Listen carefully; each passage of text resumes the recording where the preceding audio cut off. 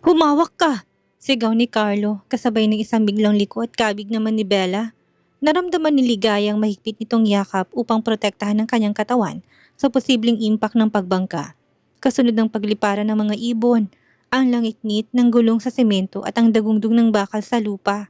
Sa isang iglap, lumipad ang sasakyan pababa, bumangga sa mga tanim na palay, at bumulusok sa gitna ng luntiang bukirin. May ilang basag na salamin pero salamat sa siksik na taniman at putik, bumagal ang bagsak ng kotse. Ilang saglit ang katahimikan, naririnig lamang ang mabibilis nilang paghinga. Erratiko ang tibok ng kanilang mga puso. Ligaya, ayos ka lang? Hingal ni Carlo habang sinusuri siya at labis ang pag-aalala. Tumango siya, nanginginig ang katawan at hindi makapagsalita. Oo, okay lang ako. Ikaw. Napatingin siya sa binata at nakitang pag-agos ang dugo sa ulo nito. Nahindik siya lalo nang nawalan to ng malay. Carlo! Carlo, gumising ka! Nanginginig niyang tawag.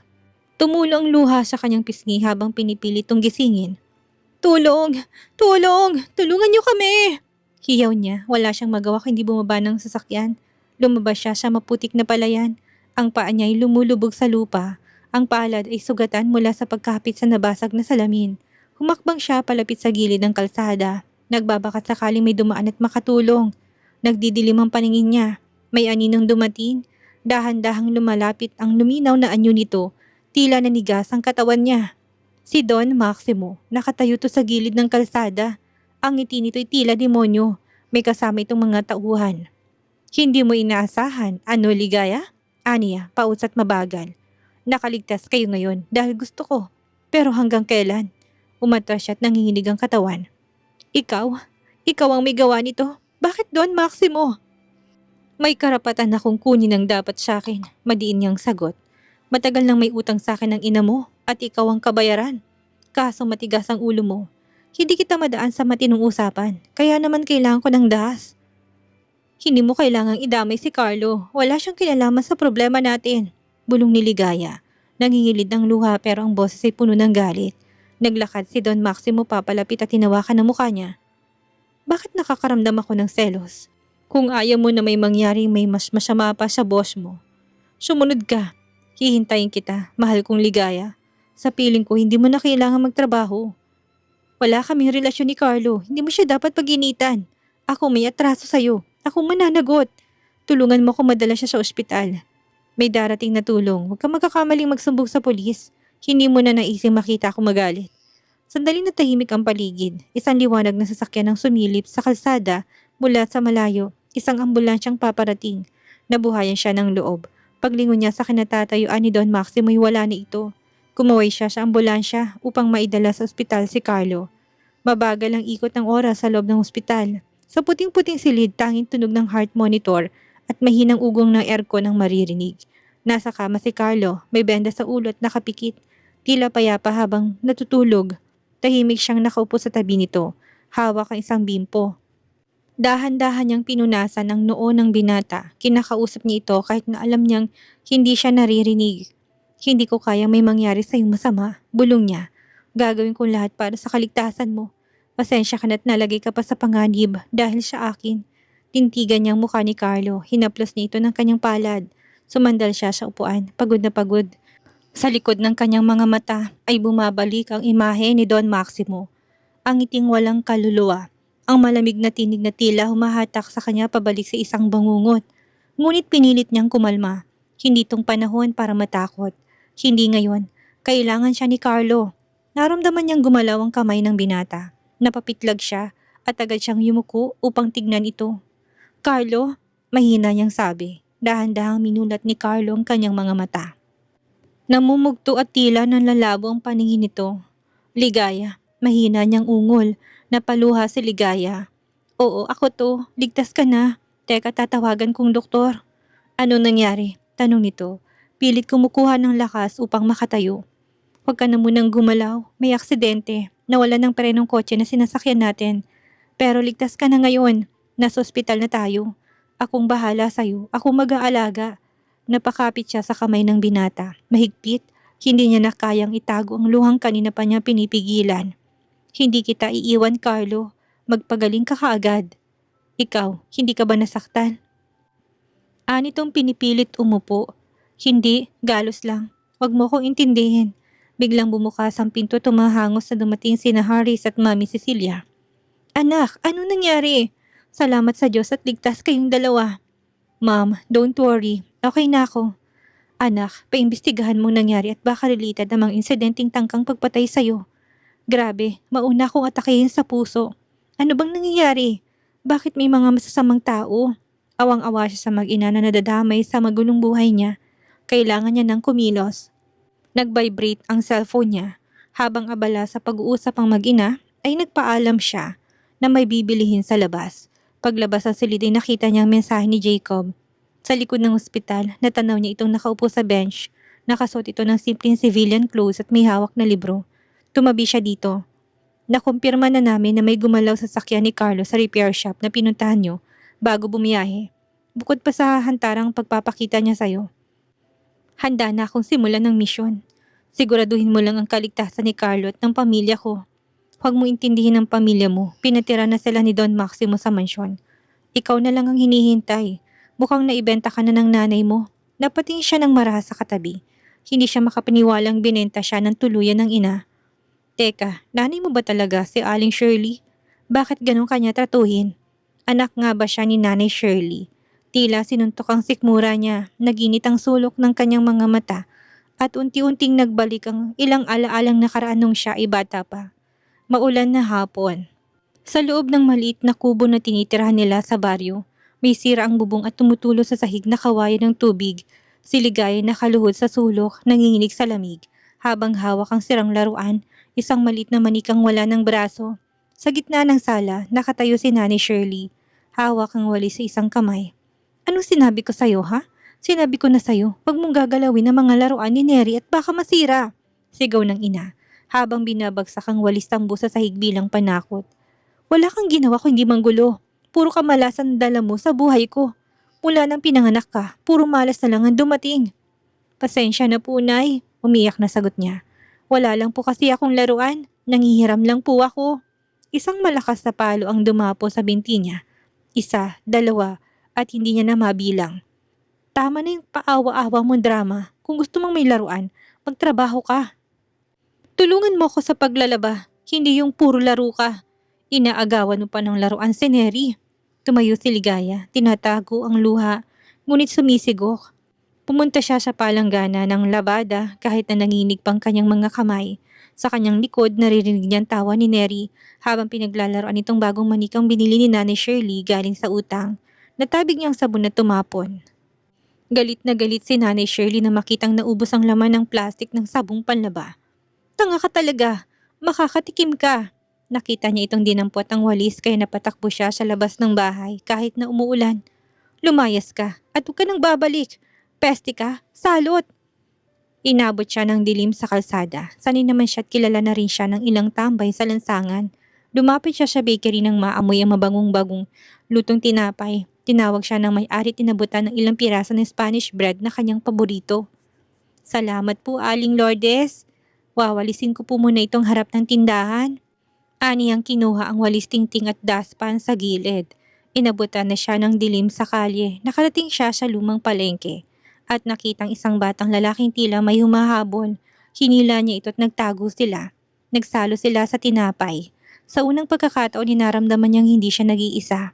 Hindi niya namalayang pumatak ang luha niya. Bigla siyang bumalik sa kasalukuyan. Nasaan na kaya ang batang lalaki? Nakabalik kaya ito sa pamilya? Ligaya, okay ka lang ba? Pasensya ka na sa tanong ko. Untag ni Jacob. Ilang beses ko na rin tinanong yan sa sarili ko. Ang sabi niya nabuntis siya ng amo niya at ako ang naging bunga. Ayaw niyang sabihin kung sinong tatay ko. Tutulungan kitang alamin ng totoo kapag natapos natin ang kaso ni Don Maximo. Jacob, basag ni Ligaya sa katahimikan. May tanong ako pero sana sagutin mo ng totoo. Tumango ang binata, ngunit hindi lumilingon. May gusto ka ba sa akin? Napalingon si Jacob, sandaling natahimik, saka ngumiti sa kanya. Hindi Ligaya, hindi ganun ang tingin ko sa'yo. Nakahinga siya ng maluwag. Salamat naman kung ganun. Si Carlo ang mahal ko kaya wala na akong ibang lalaking magugustuhan. Buti na lang at sadyang mabait ka lang sa akin. May dahilan kung bakit mabait ako sa'yo. Putol ni Jacob, marahan ng tono. Kasi Tuwing tinitignan kita, naalala kong kapatid kong babae. Nagulat siya. May kapatid ka? Tumango si Jacob.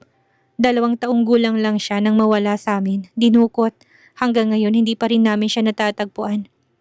Kaya ako naging pulis dahil hindi ako sumusuko sa paghahanap sa kanya. Kasalanan ko kung bakit siya nawala. Iniwan ko siya at nakipaglaro sa ibang bata at hanggang ngayon ay sinisisi kong sarili ko. Anitong nabasag ang boses. Tinapik niya ang likod nito. Alam kong hindi mo kagustuhan ang nangyari. Makikita mo rin ang kapatid mo. Sigurado ako. Tuwing nakikita kita, yung tapang mo, yung lungkot sa mga mata mo, parang siya. Nanahimik siya at nakaramdam ng awa para sa kaibigan. Ang pamilya, hindi lang yan sa dugo, aniya. Pwede mo akong ituring na kapatid. Salamat Ligaya, pwede mo rin akong ituring na kuya. Kapag may kailangan ka, huwag kang mahiyang lumapit.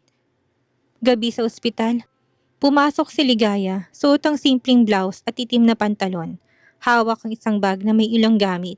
Tahimik siyang naupo sa gilid ng kama ni Carlo. Ligaya, bungad ng binata, nakangiti. Akala ko hindi ka na darating. Saan ka nagpunta? Wala ka daw sa mansyon. Gumiti siya pero hindi umabot sa mata ang kanyang ngiti. Kailangan nating mag-usap, panimula niya, mahina ang boses. Yung tungkol sa atin, anong ibig mo sabihin? Tanong ni Carlo. Makikiusap ako na tapusin na natin ang kasunduan natin. Yung pagpapanggap natin bilang magkasintahan. Tahimik si Carlo, sinundan ang tingin ng bawat galaw niya, pilit inaaninag ang nasa likod ng kanyang mga salita. 1 buwan pang nasa kasunduan at hindi ako papayag na basta kang aalis o hindi mo tatapusin ang kontrata. Ipapakulong kita. Nabasa mo naman ang laman ng agreement. Anitong tila may bolang apoy sa mga mata. Hindi mo na ako kailangang bayaran. Tapos ibabalik ko ng 2 milyon na hinihingi ko sa'yo. Bakit? Kunot ang noo ni Carlo. Madami akong plano sa buhay at nadidistract ako sa'yo. Nang naaksidente tayo, akala ko katapusan ko na. Ang bata ko pa. Ayoko madamay sa death threats mo, kaya naisipan kong lumayo sa'yo. Huwag kang matakot, magdadagdag tayo ng security. Walang makakalapit sa'yo. Hindi ko maintindihan kung bakit ayaw mo pumayag. Hindi mo naman ako gusto. Ayoko ring mahulog ng tuluyan sa'yo, kaya mas mainam na lumayo ako. Ani ang umiwas ang tingin sa binata. Ligaya, kahit na anong sabihin mo, hindi ko papayag na tapusin natin ang relasyon natin. Ako lang ang magdedesisyon kung tapos na tayo.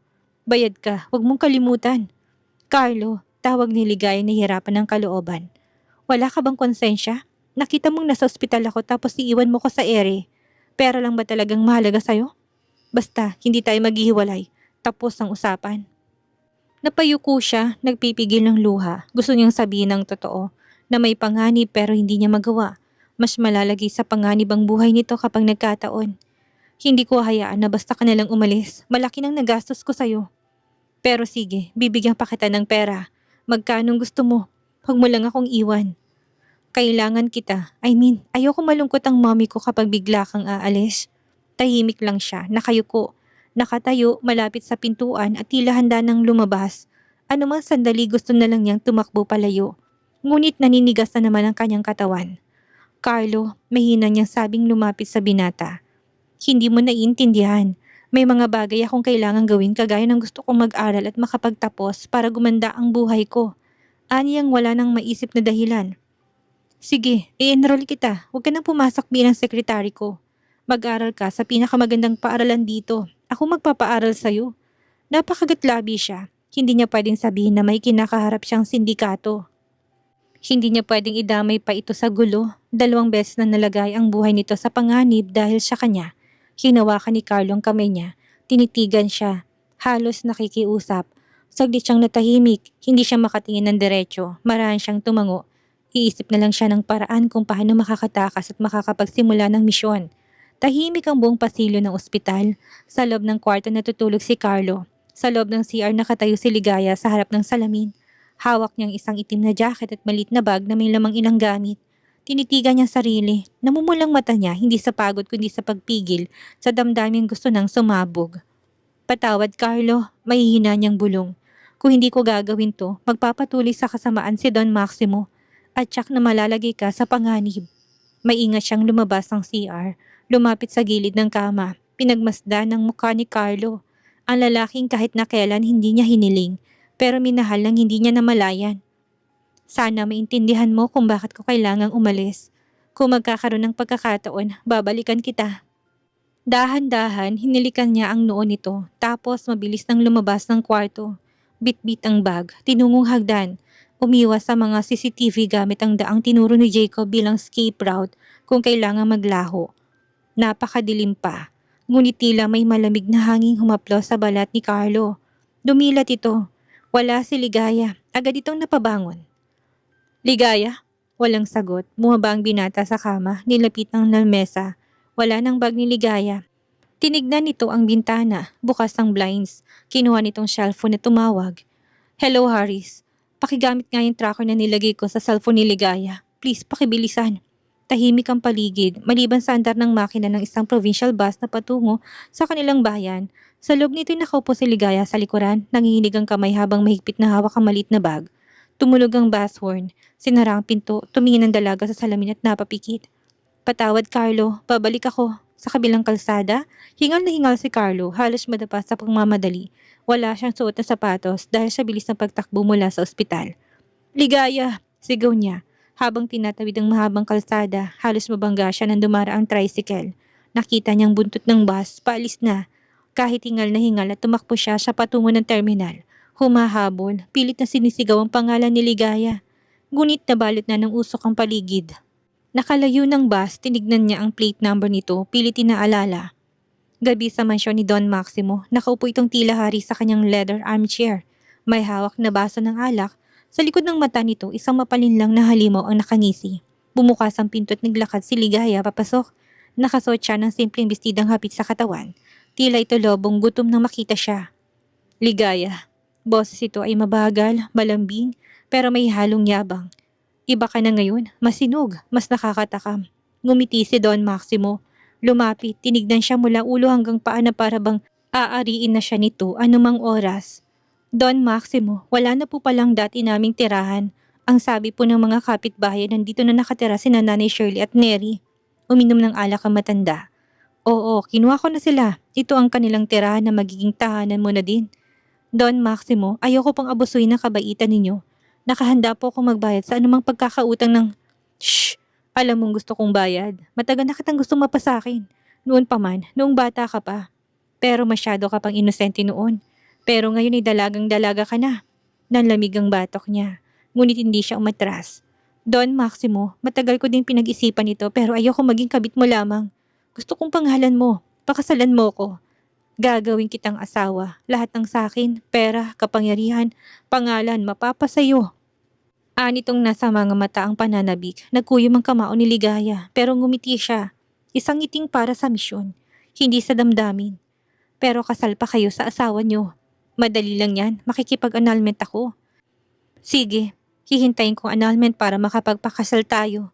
Ngunit may hihilingin sana ako, Don Maximo. May lambing ang kanyang tinig kahit na halos masok ka siya sa lumalabas sa bibig. Ano yun? Magsabi ka lang, kaya kong ibigay sa iyong lahat ng naisin mo. Maghintay tayo sa gabi ng ating kasal bagong pulot gata. Gusto kong manatiling malinis hanggang sa gabi ng ating kasal. Matagal ang proseso ng annulment at wedding preparations. Siguro naman ay sapat ang panahon para makakuha sila ng ebidensya at maipakulong nila si Don Maximo. Hinihintay niyang sagot ng matandang lumapit sa kanya at hinaplos ang kanyang pisngi.